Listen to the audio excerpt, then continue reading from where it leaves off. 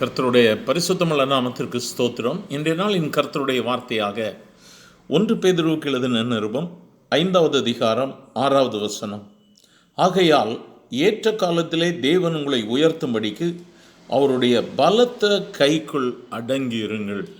எனக்கு அருமையான தேவ பிள்ளையை, இந்த காலை வேளையிலே தேவனாகிய கர்த்தர் இந்த வார்த்தையை கேட்கிற ஒவ்வொருவருக்கும் கொடுக்கிற ஆலோசனை, அவருடைய பலத்த கைக்குள் அடங்கியிருங்கள்.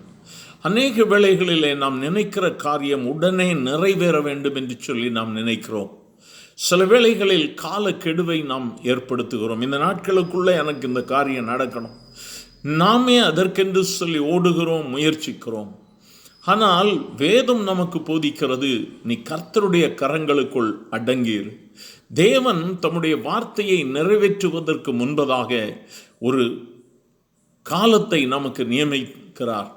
அது அவருடைய சமூகத்தில் நாம் காத்திருக்கக்கூடிய நேரம். வேதத்தில் எல்லா காரியங்களையும் நாம் பார்க்கும் பொழுது, வேதத்தினுடைய மகத்துவங்களை வெளிப்படுத்துகிற ஒவ்வொரு தேவதாசர்களும் காத்திருந்தார்கள், வல்லமையை பெற்றுக்கொண்டார்கள், தேவனுடைய கிருபையை பெற்றுக்கொண்டார்கள், கர்த்தருக்கு வல்லமையாக எழுந்து நின்றார்கள் என்று சொல்லி நாம் பார்க்க முடியும். ஆகவே காத்திருக்குதல் கர்த்தர் நமக்கு கொடுக்கக்கூடிய ஒரு அடைக்கல பட்டணத்தின் வாழ்க்கை, அவருடைய செட்டைகளின் கீழ் நம்மை மறைத்து வைத்து நம்மை வழிநடத்துகிற வாழ்க்கை. ஆகவே இந்த காத்திருக்குதலின் நாட்களில் நாம் தேவனோடு கூட நெருங்க, தேவனுடைய வார்த்தைக்கு நெருங்க வேண்டும் என்று சொல்லி இயேசு விரும்புகிறார். இந்த வார்த்தைகளை கேட்கிற அருமையான தேவ பிள்ளையே, நீயும் அநேக காரியங்களில் ஒருவேளை உன் இருதயத்தில் நீ அங்கலாய்த்து கொண்டு இருக்கலாம். நீ உனக்கென்று சொல்லி போட்ட கணக்குகள் நிறைவேறாமல் இருக்கலாம். உன்னுடைய வாழ்க்கையை குறித்து, உன் பிள்ளைகளினுடைய வாழ்க்கையை குறித்து எல்லாவற்றிற்கும் நீ நிறைய காரியங்களை நீ கணக்கு போட்டு வைத்தாய், நிறைவேறவில்லையே என்று சொல்லி உன்னுடைய இருதயத்தின் ஒரு மூலையில் ஒரு அங்கலாய்ப்பு இருக்கலாம். ஆனால் எல்லாவற்றிற்கும் ஒரு பெரிய திட்டத்தை கர்த்தர் வைத்திருக்கிறார்.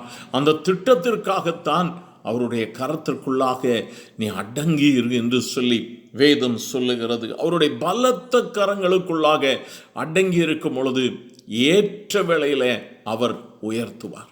கர்த்தர் உயர்த்தும் பொழுது அதை யாரும் தடுத்து நிறுத்த முடியாது, எந்த சக்தியும் நிறுத்த முடியாது, எந்த மனிதனும் அதற்கு விரோதமாய் செயல்பட முடியாது.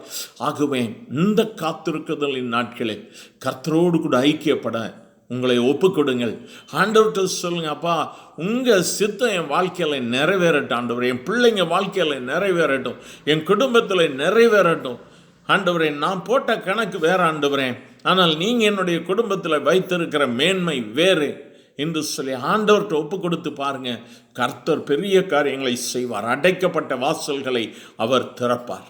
எங்கள் அன்பின் ஆண்டவரே, இந்த வார்த்தைகளுக்காய் ஸ்தோத்திரம் ஆண்டவரே.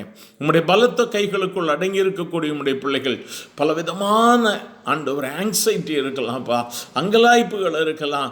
கர்த்தர் எல்லாவற்றையும் நினைவு கூர்ந்து ஏற்ற வேளையில் உம்முடைய பிள்ளைகளை உயர்த்த போகிற தயவிற்காய் ஸ்தோத்திரம். உம்முடைய கரங்களில் ஒப்பு கொடுக்கிறோம்ப்பா.